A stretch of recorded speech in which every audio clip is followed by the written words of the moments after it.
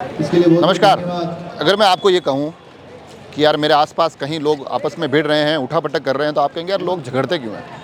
फिर मैं थोड़ा-सा और आगे बढ़कर आपको कहूँ कि यार उनको देखकर लोग छुड़ाने की बजाय उन तालियाँ बजा रहे हैं और मज़े ले रहे हैं, आनंदित हो रहे हैं, तो आप कहोगे यार ये कैसे लोग हैं यार? फिर मैं थोड़ा-सा और आगे बढ़कर आपको ये कहूँ कि भैया ये जो तमाम चीज़ें हो रही हैं उसमें पूरा नगर गर्व महसूस कर रहा है। तो आप कहेंगे यार ये तो आज बड़े ही आश्चर्य की बातें बता रहा हूँ मैं।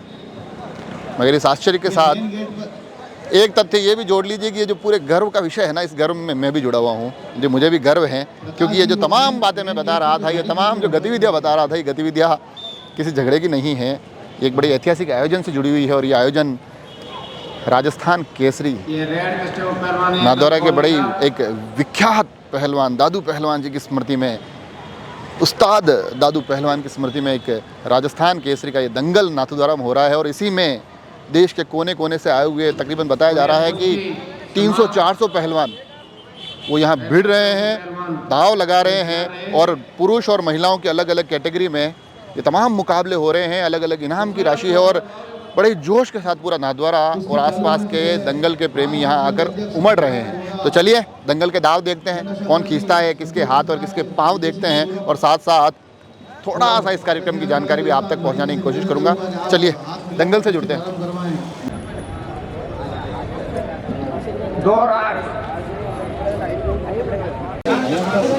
मेरे साथ एक छोटा सा बच्चा खड़ा है, ये दिखने में दुबला पतला है मगर सच मानना ये पहलवान है और अभी पहलवानी करके आया है। क्या नाम है बेटा आपका? हिमांग कमाली।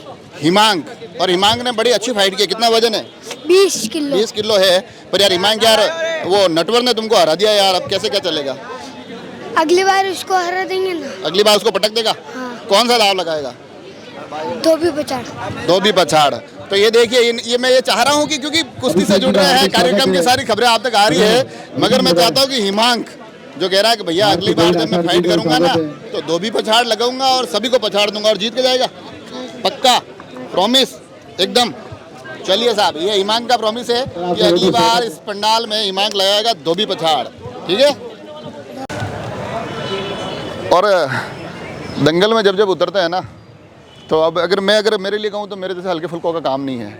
हम अगर ये आसपास जो लोग दिख रहे हैं ना, इनसे थोड़ा घबराते भी बात कर रहे हैं हम। क्या पता पहलवान का कब मूड हो जाए कि नहीं भैया आप दंगल तो पत्रकार के साथ ही चालू करेंगे। तो थोड़ा डरते पूछ रहा हूँ कि कहाँ से आए हो आप? मैं भिलवाड़ा से हूँ। भिलवाड़ा से आए हो? तो यार ये हरियाणा का नाम, आप भी आ जाओ ना, आसपास आ जाओ, पास में आ जाओ ना सारा फ्रेम में। इसमें क्या है, हरियाणा का हम खूब नाम सुनते हैं कि यार हरियाणा के पहलवान बड़े दमखम वाले होते हैं। अब भिलवाड़ा से भी तैयार हो रहे हैं क्या जो हरियाणा को टक्कर देंगे? आजकल सब टक्कर देते हैं, बिल्कुल हराते भी हैं। हराते भी हैं? हाँ, बिल्कुल अपने मेडल आते हैं। इस बार बहुत ज़्यादा प्रोग्रेस है अपने कुश्ती में प्रोग्रेस है। अब मुझे आप ये बताओ कि आप यहाँ श्रीनाथ जी की नगरी में आए हुए हो, नाथद्वारा में आए हुए हो, और यहाँ तो मतलब पहलवानी की बहुत बड़ी पुरानी परंपरा रही है, तो दादू पहलवान जी के टाइम से चला आ रहा है। तो अभी का जो आयोजन चल रहा है, आपको व्यवस्था और कैसा लग रहा है? व्यवस्था सब ठीक है, बढ़िया है। रहने वहने की सबकी, बस खाने की थोड़ी सही नहीं है व्यवस्था। पहलवानों के लिए खाने की तो सही होनी चाहिए। वही तो, खाने की व्यवस्था नहीं, बाकी रहने करने की सबकी बढ़िया है। हाँ। सो बढ़िया, दर्शन हुए बढ़िया, मंगला दर्शन। दर्शन से ऐसे यूँ लगता है कि यार अब बस अब दर्शन कर लिया, अब तो कोई भी आएगा तो उठा के पटक देंगे, लगता है। आप भी पहलवान हो क्या? हैं, इधर आओ ना यार, आप और आगे आओ, इधर आप आओ। ये मैं बताना चाह रहा हूँ कि जूनियर पहलवान है, और जैसे ही मैंने इनके हाथ लगाया मेरे को पता चल गया कि भाई बाहर से दुबले पतले लग रहे हो मगर बिल्कुल आदमी पहलवान वाले आदमी है। क्या डाइट क्या रखते हो, क्या खाते क्या हो, कितना कुछ खाते हो ये बताओ हमको। लोग पहलवानों से इसीलिए सोचते हैं। कितनी क्या डाइट है आपकी? पास में आ जाओ, थोड़ा पास में आ जाओ। डाइट फुल है? सुबह क्या दूध कितना पीते हो? 1 लीटर? क्या बात है। ये क्या, हाँ क्या, कौन बोल रहे हो आप? अच्छा मेडलिस्ट है, आओ तो मेडलिस्ट आओ ना। आप, आपका नाम क्या है आपका? अमन शेख। अमन जी, क्या कौन सा मेडल जीते आप? अभी अंडर 23 सीनियर में। अच्छा, तो क्या ये खुराक क्या है, खुराक आपकी? खुराक तो सारी होती है, जो देसी खुराक लेते हैं सब। अच्छा, देसी खुराक, दूध, बादाम, घी। अच्छा, कहाँ है मेडलिस्ट? हाँ, क्या नाम है भैया आपका? सुनील जाट। सुनील जी, यार जाट तो वैसे ये अभी बड़े दमखम वाले होते हैं। अभी अपने वो जो कॉमनवेल्थ गेम हुआ उसमें भी काफ़ी ज़्यादा कुश्ती में मेडल आए हैं। तो अब हम मान के चले आप भी भिलवाड़ा के हो? हाँ। तो क्या लगता है कि अब आने वाले टाइम में राजस्थान भी कुश्ती में कोई मेडल लाएगा क्या? राजस्थान के हर कंपटीशन में 10-12 मेडल आ रहे हैं। नहीं, कॉमनवेल्थ में जैसे अभी गए थे, कॉमनवेल्थ में गए थे, ओलंपिक में भी कुश्ती में हरियाणा से तो आ रहे हैं, राजस्थान से आएंगे। सुनील जी का दावा है कि कुश्ती में एक नाम, हालांकि थोड़ा बीच में गड़बड़ हो गया, मगर सुनील नाम कुश्ती का बड़ा ही पावरफुल नाम रहा हुआ है। तो आपको लगता है कि मतलब भीलवाड़ा की धरती से अब राजस्थान के लिए भी मेडल आने शुरू होंगे? हाँ और यहाँ पर जो ये आयोजन हो रहा है, आप तो अलग अलग जगह जाते हैं, तो इस आयोजन को देखकर कैसा क्या लगता है आपको? कैसा बढ़िया हो रहा है? हाँ बढ़िया हो रहा है, अच्छा हो रहा है। खाने पीने सबकी व्यवस्था ठीक है, मगर थोड़ा बहुत वो हल्का फुल्का तो चलता है, फुल्का काफ़ी सब लंबे जगह टाइम बाद चलता अगली है। बार और बेहतर बनेंगे। अब मुझे आप ये बताओ कि खाने पीने में पहलवानों की डाइट होती क्या है? हम तो लोग सुनते हैं, लोग कहते हैं कि वो तो सुबह उठते ही यूँ कोई 5-7 लीटर दूध पी लेते हैं ना, दुनिया भर के अंडे खा लेते हैं ना, ये न वो न, ये सारी बातें सच है कि झूठ है? इसका भी कोई पैमाने मापदंड है क्या? नहीं थोड़े नॉर्मल से थोड़ा ज़्यादा खाते हैं, और क्या इससे ज़्यादा क्या है। अच्छा, यूँ घी दूध बादाम ये नॉर्मल अंडे एक्सरसाइज कितनी देर करते हो दिन में? कितनी अपने को चाहिए कि यार हमको शारीरिक रूप से इतना फिट रहने के 3 लिए? घंटे सुबह करते हैं, 3 घंटे शाम को। शाम को करते हैं। अच्छा, तो ये सारे देखिए पहलवान है। मैं अभी भी डरा हुआ हूँ, शुरू में दिन अकेलों से बात कर रहा था तो कम डरा हुआ था, अब तो मैं पूरा मतलब घिरा हुआ हूँ। अगर किसी को और भी कुछ कहना है तो अभी कह देना, यूँ नहीं कैमरा बंद होते ही मेरे ऊपर पहलवानी स्टार्ट कर दें। मगर अच्छा लग रहा है कि तमाम ये लोग कह रहे हैं कि हम मेडल जीत रहे हैं, नए युवा पहलवान तैयार हो रहे हैं। और साथ ही सुनील जी ने मेरे को कहा है कि भैया ये आपको मैं दावा करके कह रहा हूँ कि आने वाले समय में राजस्थान में कुश्ती से अंतर्राष्ट्रीय स्तर पर भी मेडल आएंगे। मेरे साथ महेंद्र जी है, कार्यक्रम के पूरे प्रभारी है, संचालन को देख रहे हैं, पूरी इनकी टीम और तमाम नाथद्वारा के तमाम लोग यहाँ लगे हुए हैं। कितने पहलवान आ चुके हैं रजिस्ट्रेशन? करीबन सर हमारे पास रजिस्ट्रेशन 475 पहलवानों का आ चुका है, जो राजस्थान के सभी ज़िलों से आया है। करीब भरतपुर और कोटा में दंगल होने की वजह से पहलवान आज या कल तक आएंगे। बाकी 475 करीबन आवेदन हमने ले चुके हैं। कितनी कैटेगरी में ये प्रतियोगिता सर ये होगी? 45 किलोग्राम से लगाकर 70 किलोग्राम से अधिक कुश्ती होंगी, जिसमें महिला और पुरुष दोनों की कुश्तियाँ हो रही हैं। और क्या पुरस्कार किस प्रकार के? पुरस्कार सर हम करीबन फर्स्ट प्राइज़ राजस्थान केसरी का 31,000 है।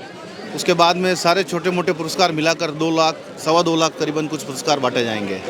ये 3 दिवसीय जो आयोजन है, इसमें जो टीमें आ रही है, जो पहलवान आ रहे हैं, पहले तो ये बताइए कि भाई राजस्थान से ही हैं या राजस्थान के बाहर से? नहीं सर, ये राजस्थान केसरी दंगल है जी। और राजस्थान कुश्ती दंगल जो एसोसिएशन है उसके हिसाब से जो व्यक्ति राजस्थान का है, मूल निवासी है, वही इस दंगल में भाग ले सकता है। तो मनीष जी, आप तो व्यायामशाला से जुड़े हुए रहे हैं।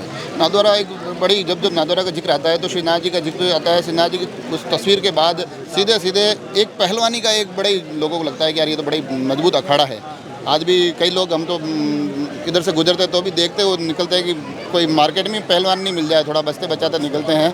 तो अब वो आयोजन आप वापस शुरू कर रहे हैं, एक प्रकार से एक बड़े आयोजन के माध्यम से नाथद्वारा इस अखाड़ों में वापस उतरा है। तो अब क्या लगता है आपको, आगे वापस धीरे धीरे सब चीज़ें वापस अच्छी होगी? सतत प्रक्रिया जारी है अखाड़ों को पनपने की। और अभी सेंटर पे अपना बच्चा नेशनल गोल्ड मेडल लेकर आया है, दिलीप गुजर। और अखाड़े पर भी आप शाम को आके देखें, श्री कृष्ण व्यायामशाला दोनों टाइम चलती है, 40 से 50 लड़के। अखाड़ों में अब मोटा मोटी क्या होता है कि अपने जो देखता हूँ मैं, यहाँ की मेरे को नहीं पता, बाकी मिट्टी में खेलते हैं, फिर हाँ। यहाँ पर आकर जो ये प्रतियोगिता हो रही है ये आपके अलग माध्यम से हो रही है? इसी के लिए सर श्री कृष्ण व्यायामशाला पे एक मिट्टी का अखाड़ा भी है और एक हॉल में मेट भी लगा रखा है, प्लस एक हॉल में जिम भी लगा रखा है। तो जिम को सिर्फ फिनिशिंग के लिए है, मेहनत तो ग्राउंड पे ही होती है। अखाड़े की पूरी मेहनत करने के बाद 20 मिनट के जोर मेट पे कराते हैं। मेट पे इसलिए कराते हैं ताकि पहलवान यहाँ पर आकर खेल लिए हुए, क्योंकि अब जो अंतर्राष्ट्रीय नियम कुश्ती के हैं वो मेट पे ही है, विद कस्ट्यूम और शूज आपको खेलनी पड़ती है। पॉइंट्स नियम वगैरह सब मेट पे लड़नी है आपको। मैं बीच में बोलना चाह रहा हूँ, मनीष जी ने अखाड़े पर ये दोनों व्यवस्था रख रखी हैं। अखाड़े में घारे पे भी कुश्ती होती है, साथ साथ हमारे एक मेट का व्यवस्था भी कर रखी है। और उस पर कुछ फिलहाल उस पर सेट करते हैं, कुछ फिलहाल उस पर सेट करते हैं जी।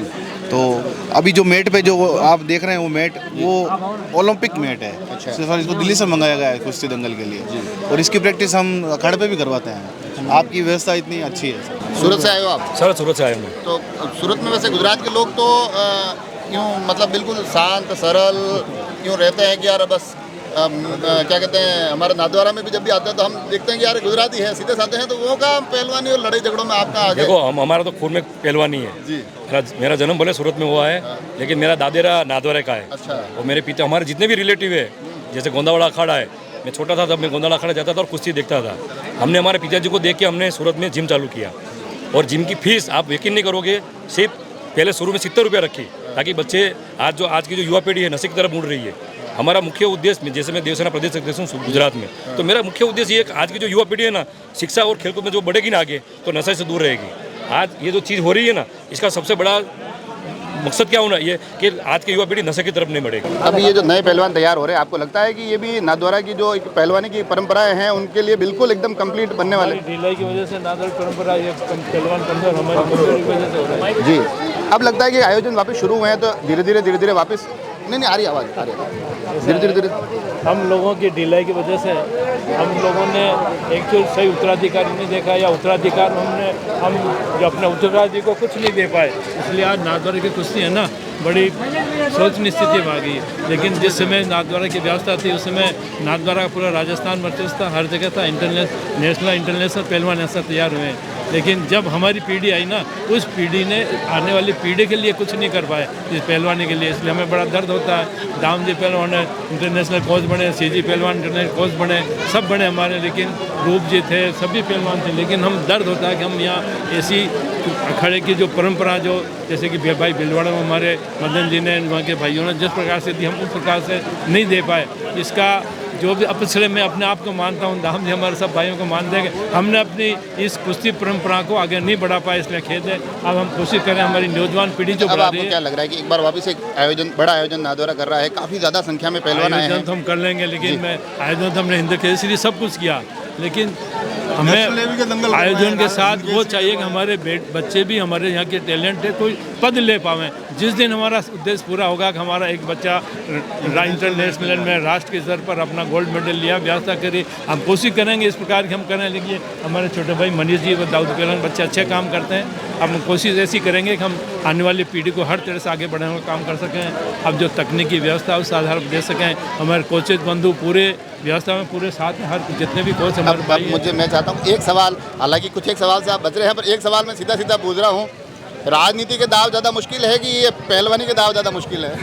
ऐसा है, उस्ताद जी और पहलवान, राजनीति के बड़े नेता, उनके छोटे नेता, अगर पहलवानी में अपने उस्ताद के आधार पर या अपने कोच के आधार पर पहलवान को जिस प्रकार से ट्रेन करते हैं और पहलवान को जिस राजनीतिक तरह से वो देखते हैं कि मेरा पहलवान 21 होना चाहिए और उसको अपने पहलवान को आगे बढ़ाने का जिताने का पूरी और अपना कोच या उस्ताद होता है उसको जिताने का काम करता है। यदि इसी परंपरा को हमारे राजनीतिक भाई या बड़े नेता भी मान लें, मेरे हिसाब से उनकी पार्टी की, उनके नेताओं का कभी हार नहीं होगी। इसलिए उनको स्पोर्ट्स और पहलवानी और अखाड़ों से सीखना चाहिए कि राजनीतिक गुरु और अपने चेले को किस का बढ़ाए और किस प्रकार के अनुयायी कैसे बनाया जाएगा, अनुयायी और उनके अनुयायी फेथफुल देते हैं। राजनीति के अनुयायी फेथफुल नहीं बनते, इतना फर्क है। इसलिए वो पहलवान पूरा नहीं बन पाते हैं, हम बीच में चित हो जाते हैं। और हमारे जो गुरु होते हैं अखाड़े के जो निश्चित पहलवान शिष्य होते हैं ना, पूरे गुरु प्रणाम के आधार पर उसके साथ रहकर उसका सम्मान करके आगे बढ़ते हैं, ताकि ये नहीं नेशनल इंटरनेशनल पहलवान बनते हैं। अगर राजनीतिक भी ये सीख लेंगे ना, निश्चित रूप से उनका भला होगा। तो पहलवानी और अखाड़े से बहुत कुछ सीखने को मिलता है। देखिए आप यहाँ से मतलब मैं ये आगे की बात कहे उससे पहले बड़ी सटीक शब्दों में ये कह दिया है कि भैया ये अखाड़े और राजनीतिक अखाड़े, अगर गुरु अपने चेले को 19 से 21 बना देगा तो वहाँ भी सफलता है और यहाँ भी सफलता है। और सीपी साहब नाथद्वारा के हमारे पहलवानों पे रहे हुए पहलवानों की व्यवस्था, इसलिए उसी परंपरा के आधार पर चलते हैं। स्पोर्ट्समैन के आधार पर वो अपने शिष्य को देखते हैं, व्यवस्था कर रहे, राजनीतिक इनको जितना महत्व उतना पद देकर आगे बढ़ने का काम करते हैं। एक बात और बताना चाहूँगा कि आपने जो बताया कि भाई 8-8, 9-9, 10-10 को हमारे काका साहब जोर करके और अखाड़े से निकाल देते थे, तो बात सटीक बताई। लेकिन इसके अलावा इन बच्चों को एक बात और पता नहीं है कि ये हमारे राजस्थान के बिजली मल के नाम से जाने जाते थे काका साहब। इनका कुश्ती यानी कुश्ती या ना कुश्ती, पहलवान देखने वाला दर्शक ये देखता था कि ये कैसे हो गया, पलक झपटे ही कुश्ती मारते थे।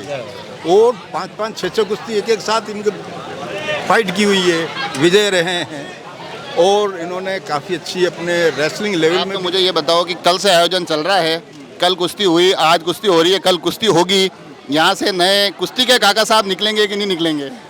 बेशक शिनाजी कृपा से कुश्ती के दादा हुआ निकलेंगे और राष्ट्रीय और अंतर्राष्ट्रीय लेवल के बच्चे यहाँ से निकलेंगे। और ठाकुर जी कृपा रही, ये बच्चे मनीष और ये जो ये प्रयास कर रहे हैं, और ये समझो कि ये इनका ये पौधा है, ये स्टार्ट कर रहे हैं, बीज बो रहे हैं, तो इसका फल बहुत कामयाबी का निकलेगा और अंतर्राष्ट्रीय स्तर तक निकालेंगे यहाँ से बच्चे। तो मजा